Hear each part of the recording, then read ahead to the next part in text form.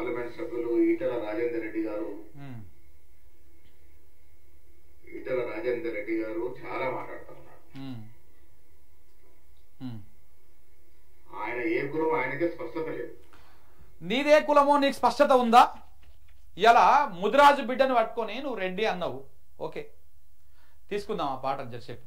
మరి మీదే కులం అండి? ఏ కులం? నువ్వు ఎవరి దగ్గర బాంచరికం చేస్తున్నావు? ఎవరి చెప్పులు మోస్తున్నావు?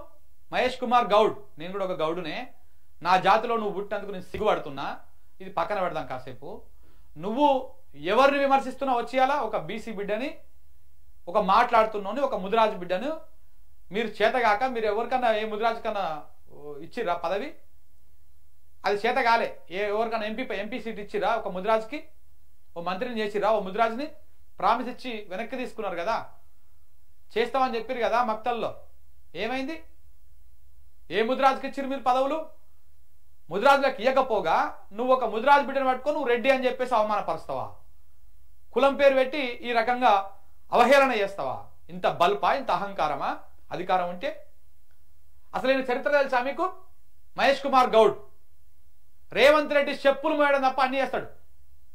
ఇంకా అవి కూడా మోస్తాడేమో తెలియకుండా, కెమెరాలో కనపడకుండా అన్ని మోస్తాడు. రేవంత్ రెడ్డిని పైన కూర్చోబెడతాడు, కింద కూర్చుంటాడు. ఒక బానిస లెక్క ఒక బాంచరికం చేసుకుంటా కూర్చుంటాడు. ఎవడన్నా బీసీ బిడ్డలు మాట్లాడితే కేసులు పెడతాడు. ఈ సన్నాసి నా మీద కూడా కేసు పెట్టిండు. ఇదే మహేష్ కుమార్ గౌడు. ఇంకొక గౌడ బిడ్డ మాట్లాడుతూ ఉంటే, ప్రభుత్వాన్ని ప్రశ్నిస్తూ ఉంటే ఓర్వలేనటువంటి బానిస నా మీద కూడా కేసు పెట్టిండు. బేగం బజార్ కేసు పిఎస్లా. నువ్వు చేసేది బాంచరికం, నువ్వు చేసేది ఇంకొక రెడ్డికి ఊడిగం చేస్తా ఉన్నావు. నువ్వు గుర్తుపెట్టుకో.